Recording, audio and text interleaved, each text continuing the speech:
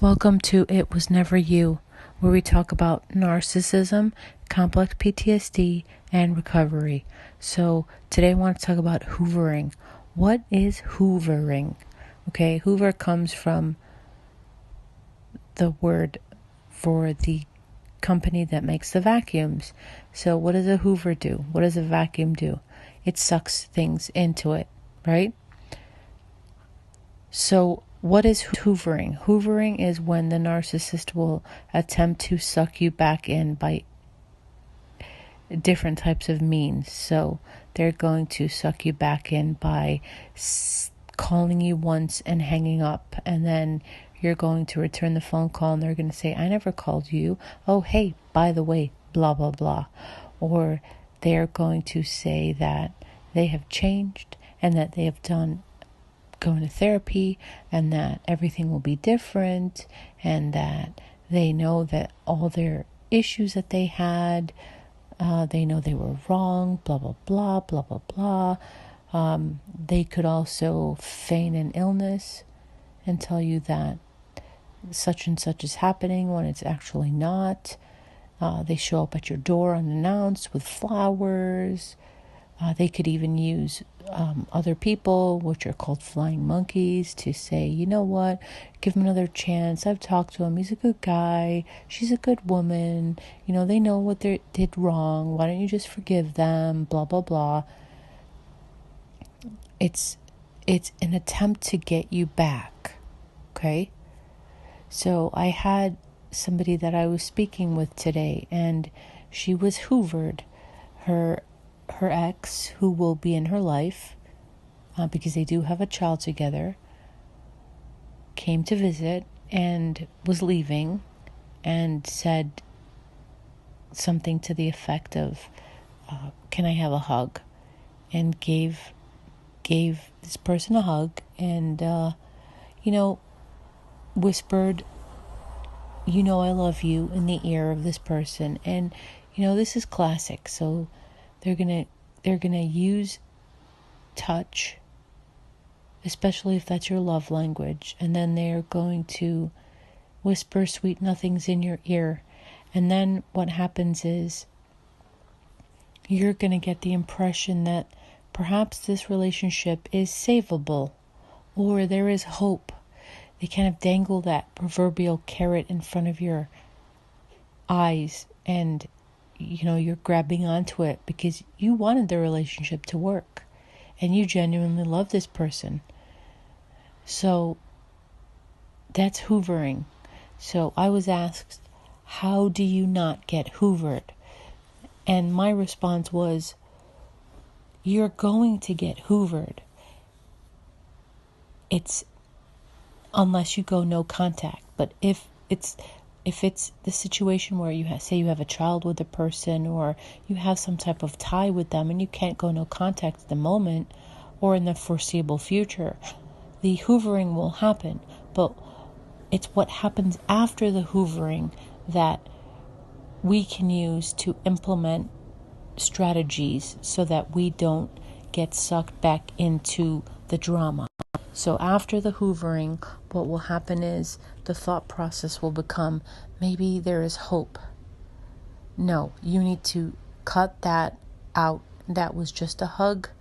They are just trying to suck me back in. It is not love. They do not have the capacity to love in the sense that I need. Not that they don't love. They don't have the capacity to love you how you need. Remember, with a narcissist, it's not what they do, it's how it affects you. Okay? So the thought process becomes, well, maybe there's hope. So you need to, no, there is no hope. No, this is a hoovering attempt. I'm not going to go down that rabbit hole. I'm not going to begin. And then in the same token, after they do the hoovering, if they don't get what they want, what they will tend to do is they will tend to devalue you again.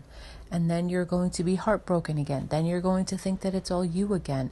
These are things that you can stop, and you can put things into perspective in your mind, and you can know that this is all some game, and it's the love bombing, it's a devaluation, it is a discard.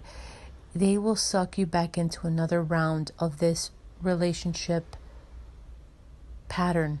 Okay, you've put a quarter in the merry-go-round and you're zipping around at 60 miles an hour, and you're not able to see exactly what is going on in reality because you're getting whiplash.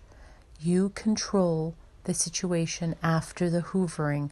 You have to stay grounded in reality and to know that this is hoovering. It is not reality. This person has not changed. And they don't have the capacity to change because they have no capacity for self-reflection.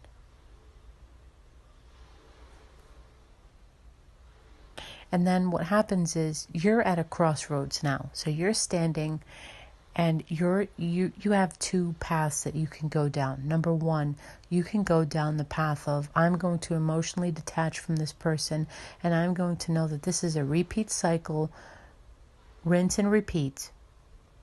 Or I'm going to go down a path where I'm going to stay with this person, and what I'm going to do is I'm going to be completely agreeable, and I'm going to understand exactly how this person works, and I'm going to just deal with this for the rest of my life, or for however long you want to deal with it. Those are your two options with a relationship with this type of person, with a narcissist. You're either going to have to emotionally detach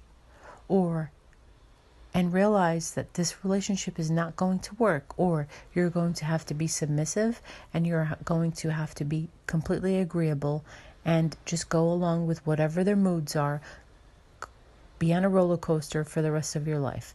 Those are your two choices at this point. Hoovering, they're going to do it. How you react to the hoovering and where your mind goes is what you need to be mindful of and conscious of. Because it will take you down the crazy train where you're going to think that everything is normal because they gave you a tiny centimeter or tiny piece of affection or one word of validation. And I understand the thought process because you do want love and you do want their validation. But do you have evidence that they are able to show you that they can change their behaviors?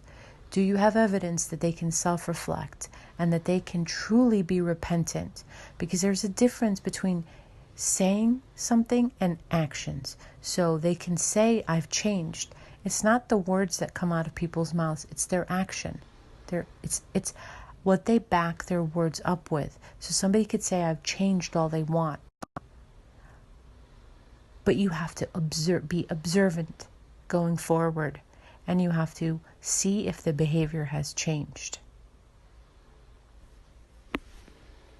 I hope this has given some enlightenment to what hoovering is, why it's done to suck you back in, and what you can do to protect yourself emotionally and to gain your perspective and come back into the reality of who this person is. Because each one of us that has gone through this knows that that little crumb that you get, it's like a life preserver, and you feel like you're in an ocean in the water and you're stranded, and they've just given you a life jacket. But you know what? That life jacket, it has a hole in it, and you're going to sink again.